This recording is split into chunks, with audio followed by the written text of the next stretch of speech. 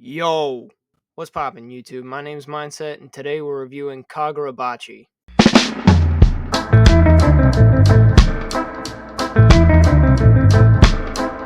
So the story opens up with two guys, a father and a son, heading out to his shed to make swords. Now, that sounds a little concerning. I don't know what time period this is, but it definitely doesn't look like a time period where it's illegal to make swords in your shed. But anyway, it cuts to the inside where they're actually working on these swords, and he starts explaining how this is his father named Kunishige Rokuhira, and he's a famous swordsmith in the country. And apparently he uses a special technique to create his swords, and he's explaining how his dad's training him to do the same thing. But then he talks about how this is his dad in so-called serious mode. Now, at first you wonder, why does he have a serious mode? But then the very next page, it's his dad literally talking to fish.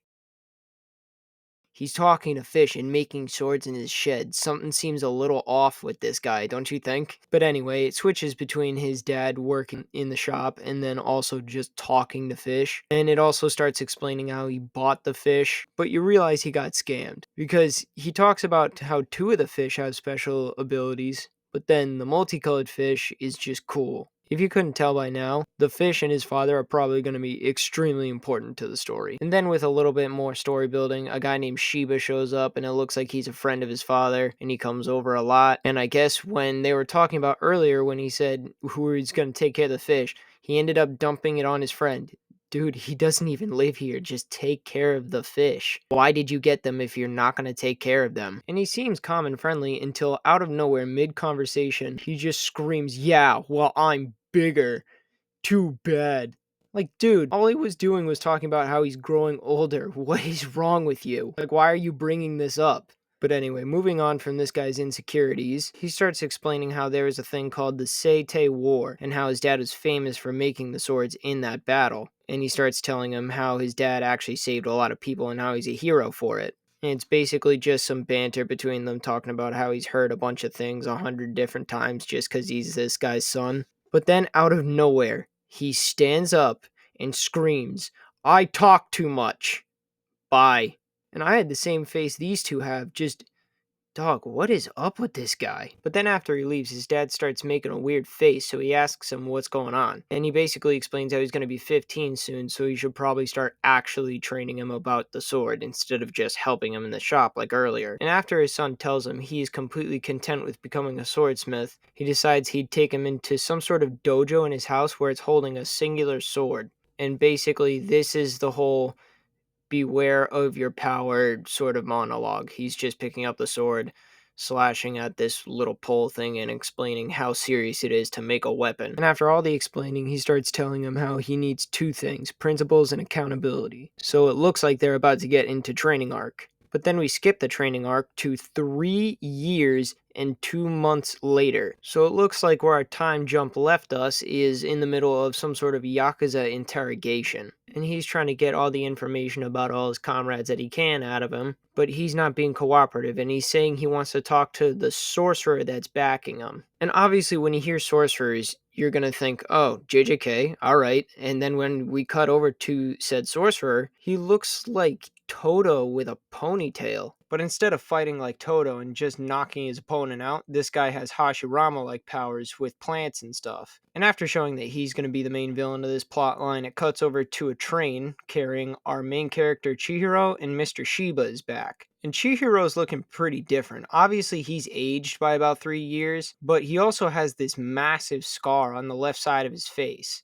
And they start talking about it, and Mr. Shiba asks, "Hey, don't you want to heal it?" And he says, "Nah. I need to remind myself of how much I hate the people that did this." Dude, why does it look like he switched up from Dick Grayson to Bruce Wayne? He just does not look happy. He wakes up every morning just to hate. He is moving different after whatever happened. And Shiba's trying to tell him he needs to let that go or else it's going to come back to bite him. But Chihiro just asks him, "And you're going to stop me?" And after they arrive at whatever city they were heading for, they start talking about how this whole city is basically run by the Yakuza. And while they're talking about it, Chihiro says how he wants to just scope the situation and see if he can negotiate with them.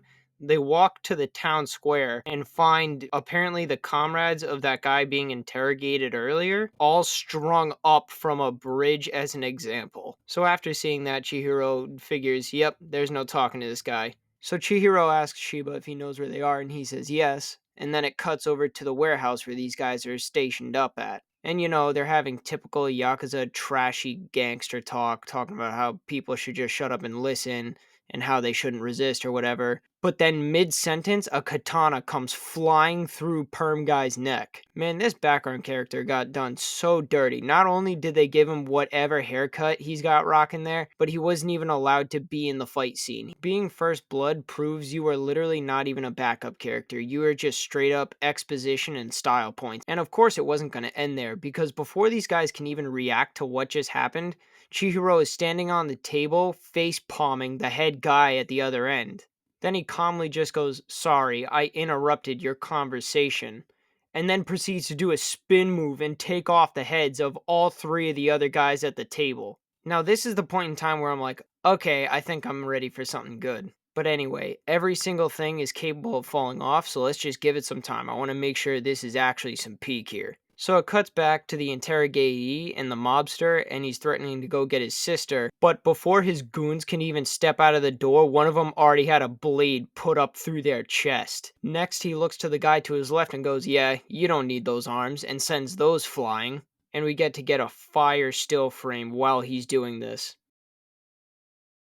So after watching this, the mobster asks who he is and asking where the guards are. Just to pan outside, all the guards are either dead or Shiba's probably sitting on the only alive one left. So the mobster pulls in more goons to try and jump him, but Chihiro just says, "I'm gonna ask you one question and then I'm gonna kill you. So I hope you answer." So while these goons are charging, we get exposition from Shiba talking about how instead of like the sorcerer we saw earlier where he outwardly uses his sorcery, we find out that the Rokuhiras use their sorcery and imbue it into the swords themselves, give the blades power. And then we get to see whatever power that Chihiro has on his sword. And yeah, I can see why there are so many edit videos made of this guy over music and stuff. And to kick things off, he slashes an entire group of these guys in half before lunging in the air, doing a spin, and just decimating the rest of the people behind him. And I was getting hype while seeing this. Like, bro, I waited so long to see something like this. I'm tired of seeing the constant reincarnation redos that have like mid animation and plot lines. Don't get me wrong, there are a couple that are pretty good. One I actually read and watch. Let me know if you want me to do a video on that, by the way. But man, I just missed the actual high intensity fights. But sadly, as typical, these were just teaser fight scenes, and it cuts to everyone in the room dead, and he's interrogating the mobster about the Hishaku. So the Hishaku are basically the sorcerers that are backing these guys, and he's telling Chihiro he's insane for going after him. And what does Chihiro have to say to that? He simply answers him by saying, "Do I look sane to you? I don't care. I'll kill all of them." I think it's safe to say that Chapter 1 has me seriously interested in this now. Half of Chapter 2 is exposition, so I'm just going to speedrun this a bit. Basically, before they can interrogate the mobster, he ends up getting hit with whatever spell Tree Boy was using earlier and gets morphed into... Damn, that is gross. He looks like a reject for the Goonies movie right now. But since they couldn't get anything out of that guy, they start walking away and we get exposition as to what happened to Chihiro. And basically what happened is these three sorcerers showed up at his house, killed his dad, stole 6 of his enchanted blades, and burned the place down. And ever since then, Chihiro has been hunting these guys. And as we fade back into present time, he's sitting on a windowsill just thinking about all this stuff when Shiba comes in and tells him that another sword has been found. Then we get into chapter 3, and the first person we see is... Is that Juri? I mean, you can't tell me she doesn't look like some sort of Chun-Li progression unlock. But beside that, turns out this girl runs an information facility and she's been friends with Shiba for a while. And this is actually where Chihiro began his whole hunt for these sorcerers. But in present day, a random little girl just shows up on her doorstep. Which, why is a little girl coming to an information place for spies and sorcerers? Like, go to your parents, the police, someone you actually know is responsible and not a place filled with what's possibly mercenaries? But anyway, it cuts away to now Shiba and Chihiro walking into the place. And in typical Shiba fashion, he's screaming as he enters, just for the girl to tell him, "I hate loud old dudes." But we come to find out when they're walking in that apparently the person who witnessed this enchanted blade just happened to be the girl we just saw. I think we all know what type of role this little girl is going to be playing here. So she tells him how this girl came into her shop looking to hire a sorcerer to protect her, but Shiba thinks she's just lying. But then she mentions something about cell division in her sleep, so it starts getting him suspicious of her. So he asks her why the bad guy is after her, but she doesn't answer. So of course he's not going to take her seriously, because it's a kid that came in looking for a sorcerer, but she won't talk about what happened. And then she just gives a sly little smile, like that's not the smile you make to your parents when you're totally lying to them. So Shiba tries to shoo her off and tell her to go home, but turns out she's an orphan, so she has nowhere to go back to. And after hearing this, Chihiro decides to take her out to eat. And while at the restaurant, we find out her name is Char, just gonna say Char. And then he tells her after he's gonna drop her off at the next orphanage, but she was hoping he would protect her. But he's not gonna protect her without valid reasoning to do so. Remember, it's a kid. Kids will lie their asses off sometimes. So after he realizes she just won't talk about why the bad guy is after her, he decides to at least ask her what this sword was like. And she tells him that a cloud comes out, and from the look on his face, he recognizes it. And all while this is happening, a customer has walked in, sat right behind Chihiro, and then said he doesn't want to eat. So of course, like anyone who wants business, the head chef is telling him to get out since he won't order. But the guy behind him tells him shut up and throws two chopsticks into his larynx. Doesn't seem like this is the sword guy though, considering he doesn't have a sword, and oh, I have to ask about it. Why does he have an MC Hammer cut and then hula hoop earrings? Like, dog, those earrings could double as bracelets. Those are crazy big. And then before Chihiro can process what just happened, he says invincible. And some sort of Darumaka doll just comes out of nowhere and blows up. And it's not a flashbang either. It cleared the entire first floor. So after the smoke clears, Char's been taken hostage by this guy, and it looks like he can use the Dharma dolls as more than just explosives. And that's our segue for Chapter 4. Chapter 4 jumps right back into it with Monk Guy telling Chihiro that he needs to leave because he only wants the kid. But Chihiro wasn't doing that. So he cuts the string that's holding up Char and tells Shiba to run away with her. So he grabs her and they make it back to the car. And when they get there, he starts explaining to her how she can learn to do that too through using spirit energy, which is the power system of this verse. And while they're having this conversation, it's cutting back over to the fight between Chihiro and MC Hammer. And through Char and Shiba's conversation, we find out that these goldfish are basically a manifestation of Chihiro's spiritual energy, because the blades actually amplify it to the point where it actually has to take on a shape. And right after his stats are broken down, a building gets broken down because he slashed not only the cape, but the entire doorway behind him. And after that, MC Hammer just shits himself and starts throwing a bunch of Darumakas everywhere. I don't care if they're called Daruma. I just really like calling them Darumaka. Deal with it. And while Chihiro's just making light work of this guy's dolls, he starts asking where the other sword is and who his boss is.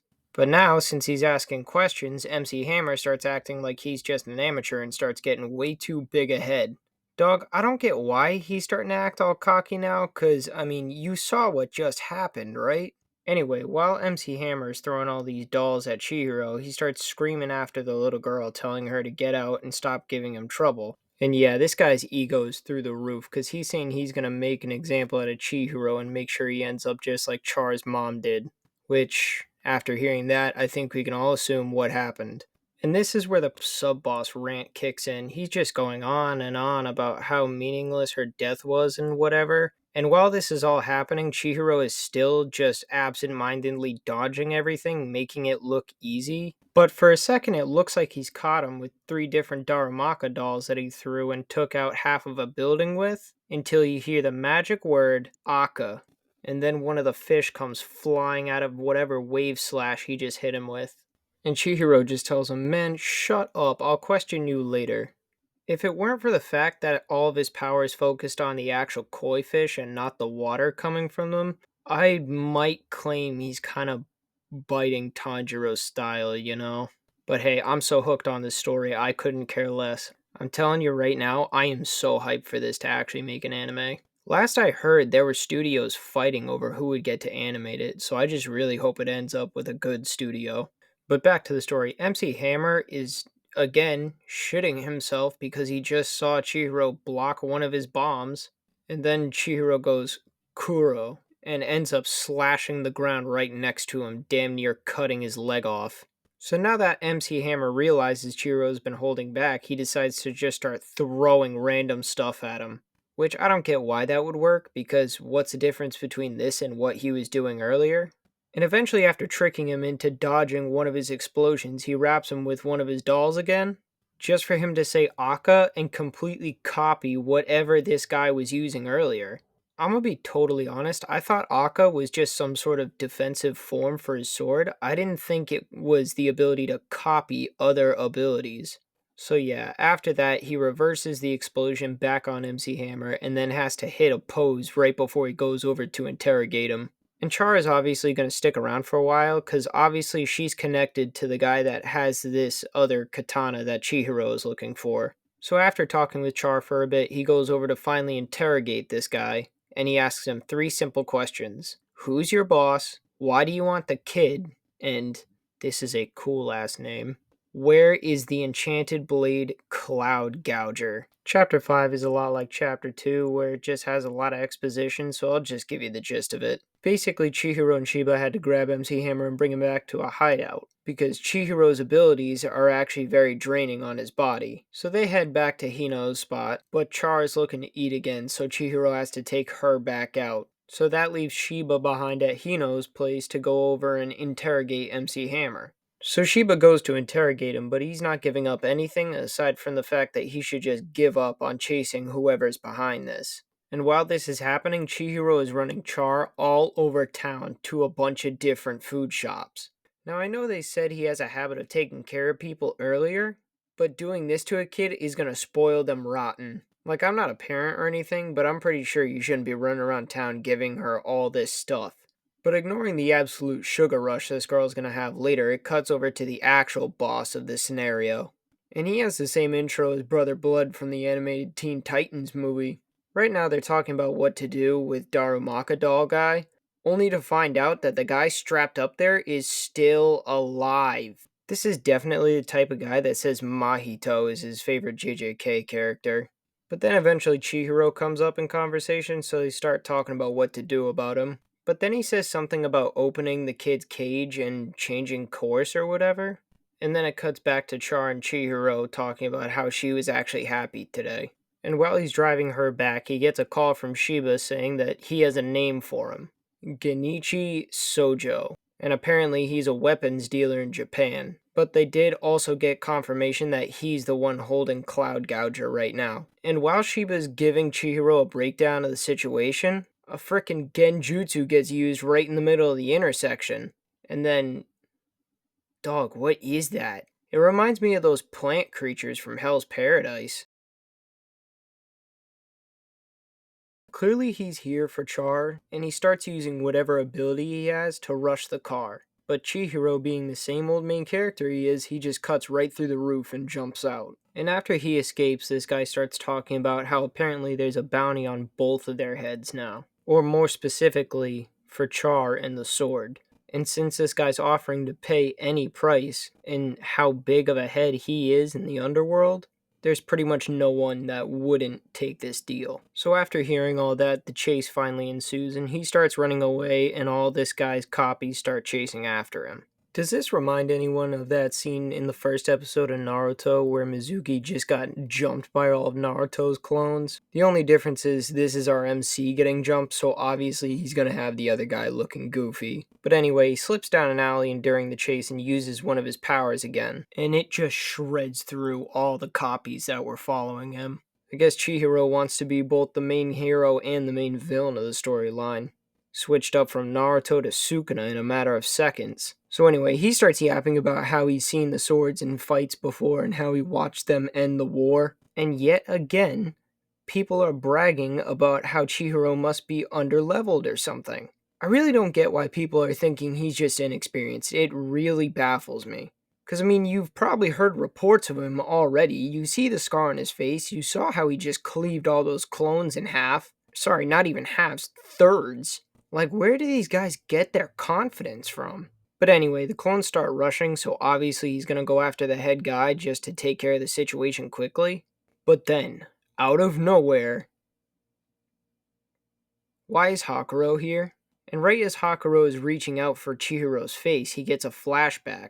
Yeah, it looks like he's really struggling from that PTSD of what happened all those years ago. But I'm sure you guys know the results of when things like this happen in a story. Yeah, psych, that ain't happened. There's no power boosting here. He blacks out and wakes up, and apparently Hakuro placed some sort of genjutsu on him back when he touched his face in the other fight. So he asks how many hours went by, so obviously it looks like it felt like a long time. Just for Hakuro to tell him, 4 seconds. Damn, man, he's getting the Itachi treatment. That sucks. But now that Chihiro is out of commission because of whatever trick that this person is using, they captured Char as well. And while Chihiro is trying to shake off the side effects, the copy guy mentions something about Char being the last surviving Kyonagi, but then asks if we should eat her? Okay, Hannibal Lecter, simmer down. At least Hakuro has some sort of sense to call him an idiot and tell him they don't get their money otherwise. But in that same comment, apparently, whatever clan the Kyonagi are, they have a myth that can make you immortal if you eat their flesh. Dog, what sort of ability is that? Last I checked, the Uchiha don't eat eyes to gain Sharingan. I know Yuji would be fiending with all the fingers he eats from Sukuna. But back to the story. Since he's saying that this whole eating the flesh thing is a myth, the copy guy is asking why does he even want the kid? So Hakuro says give her here, and then grabs her leg and starts breaking it, saying the rumors were born out of this truth. And then it shows her mangled leg completely repair itself. So clearly he wants to harness whatever ability that she has. And now he's just taunting her, saying she won't have a quiet life because of how she was born as a Kyonagi. And now he's just getting sadistic, saying he wants to take it up a notch. And they plan on using Chihiro's sword to do it. But Chihiro, while still on the ground, says, "Get your filthy hands off." You hear Hakuro ask, "What?" Just to see Chihiro grab a hidden sword and chop Hakuro's arm off. So he asks how Chihiro can still move. And in something very reminiscent of Batman, he just says, "That day drives me. You just made the reason clearer." He got hit with Batman trauma just to pull a Uno reverse card. And then you hear him say Nishiki. Now body parts are flying. He is tearing through everyone. Not a single person is being left standing. But then the goon that's holding Char tries to threaten him by saying, "If you want the kid to live, you'd better..." And that's it, 'cause he's dead now.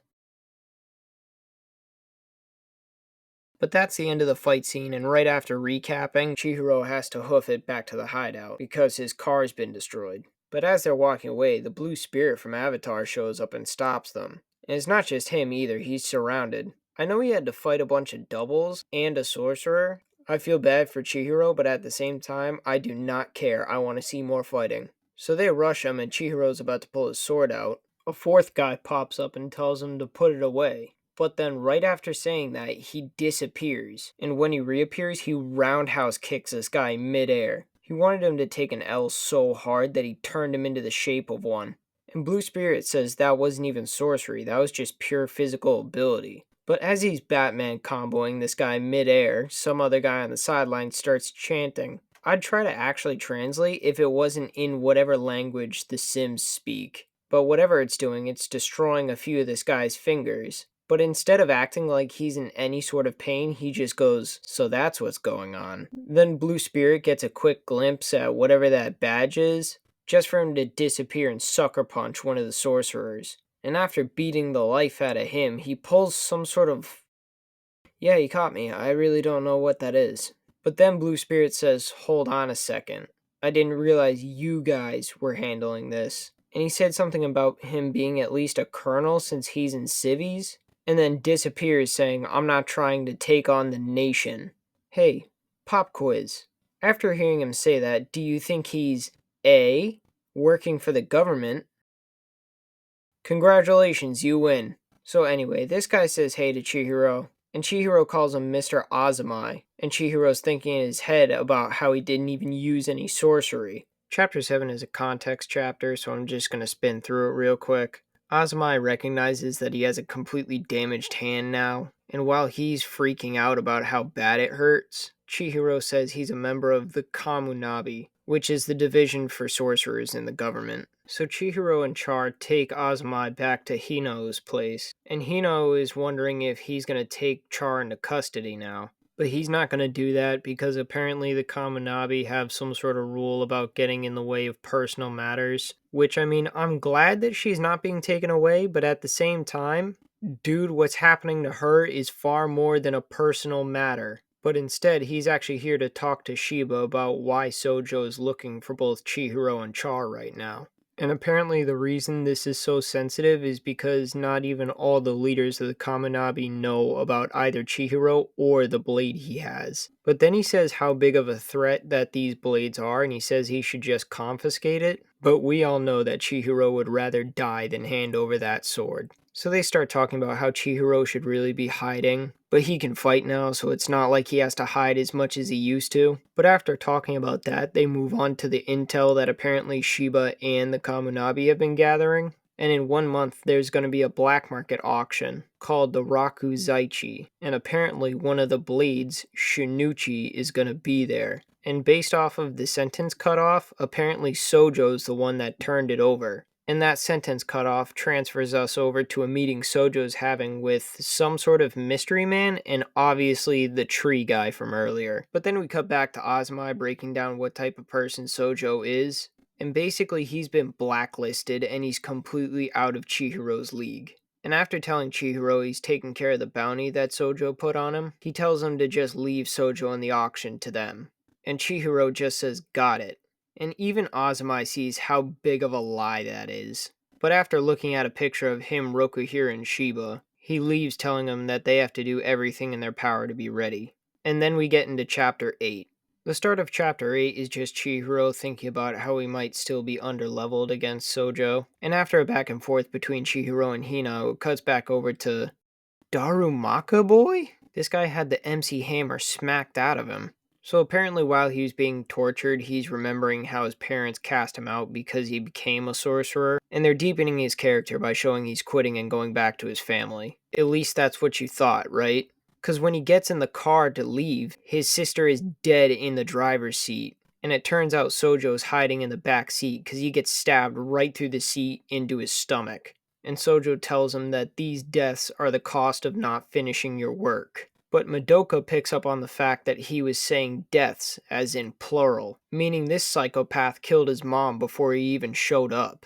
So Madoka throws out one last Darumaka doll to try and take Sojo out with him. But it didn't work. He just gets frozen and left in the car while Sojo gets out. And to make this especially messed up, apparently his sister in the driver's seat wasn't actually dead, she was still alive. And after unfreezing Madoka, the bomb finally goes off, killing both him and his sister in the car. And while he's walking away from that massacre, he ends up running into, I think, the sibling of Hakuro. And they gave Sojo info on Chihiro because they want him to kill him. But instead of going straight for Chihiro, he throws this guy straight into a chokehold, saying he has to get the blood pumping for what comes next. And apparently this person had the same sorcery that Hakuro had, cause... Holy shit, dude, what do I even say about this? Bro, what on earth did Sojo do as a kid? But he just shakes it off and walks away. But not before decapitating this guy and leaving his head on a vent. So he starts walking down the street, bloody sword out in the open in hand, mind you, and walks straight up to the hideout door. And he's walking in right at the tail end of the conversation that Chihiro and Hinao were having earlier. And the second they locked eyes, it was up. They were blades crossed, ready to fight. And after Sojo calls Chihiro interesting, he chants Cloud Gouger. And Char wakes up hearing a huge bam in the next room. And when she peeks through the door, there's a giant hole in the wall where Chihiro just was. And Char is worried for Chihiro, but he just brushes it off. He asks if the sword is covered in evildoer's blood, but he says that doesn't interest me. Which, I mean, it should be obvious considering he's like a kingpin. I don't know why you'd think he'd want to do any sort of righteous actions. So after confirming this guy is clearly a piece of trash, he tells him he has no business wielding the sword, and Sojo tells him to bring it on. And so ends Volume 1 of Kagurabachi.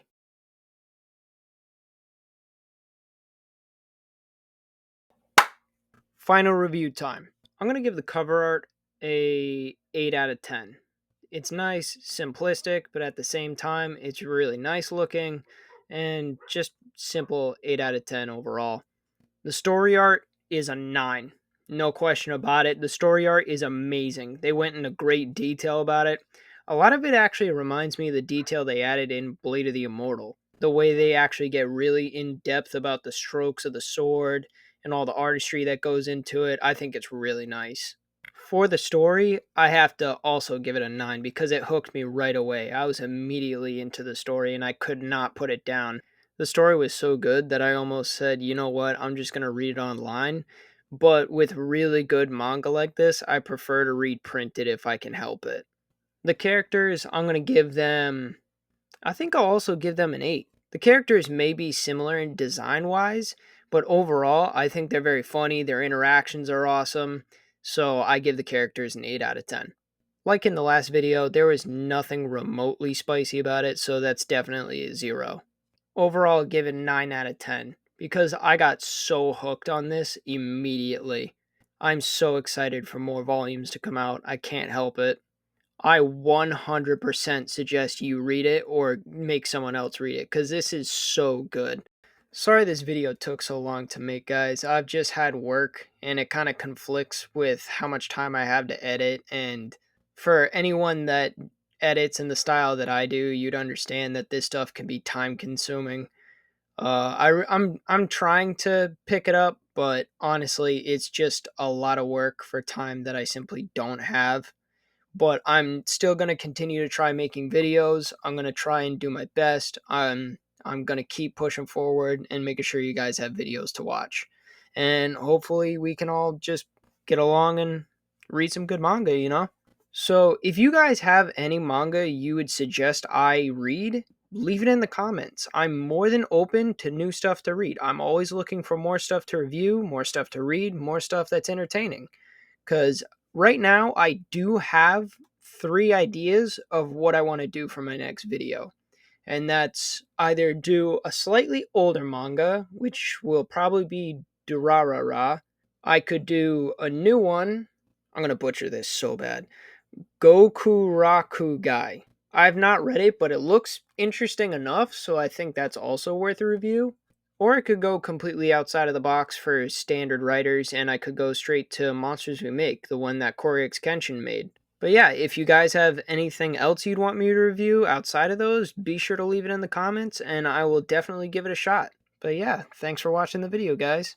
Make sure to like, comment, subscribe, turn on that bell, because as absolutely scuffed as my upload schedule is, you'll be let known of whenever it comes out. Love you guys. God bless you. Peace.